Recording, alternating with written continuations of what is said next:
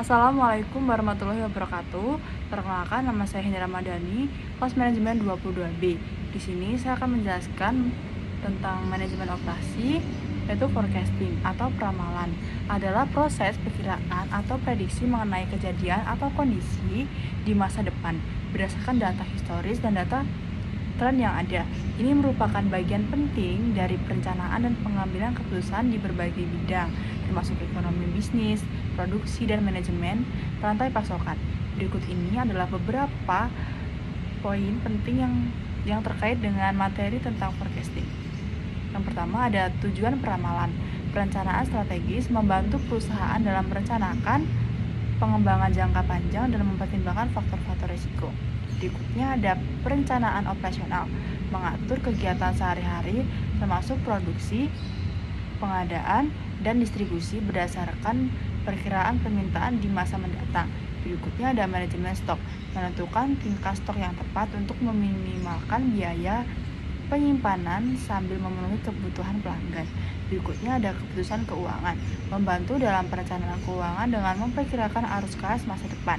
Berikutnya ada analisis resiko, memungkinkan identifikasi dan memitigasi resiko yang mungkin terjadi di masa mendatang.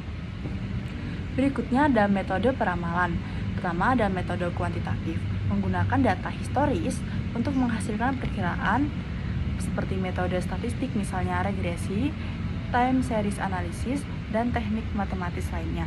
Berikutnya ada metode kualitatif, berdasarkan penilaian manusia dan kebijakan pengambil keputusan berguna ketika data historis tidak bersedia atau relevan. Berikutnya ada campuran, menggabungkan pendekatan kuantitatif dan kualitatif untuk memperbaiki akurasi peramalan. Berikutnya ada langkah-langkah dalam proses peramalan. Pertama harus mengumpulkan data, kedua pembersihan dan pemrosesan, berikutnya ada pemilihan model, berikutnya ada validasi dan evaluasi, berikutnya ada implementasi dan monitoring, dan berikutnya ada tantangan dalam peramalan ketidakpastian. Dan ada data tidak tersedia, ada perubahan tren, bias dan kesalahan, aplikasi dalam berbagai bidang ekonomi, ada bisnis, teknologi, keuangan. Peramalan yang baik adalah kunci untuk mengelola risiko, mengoptimalkan operasi, dan memanfaatkan peluang di masa depan.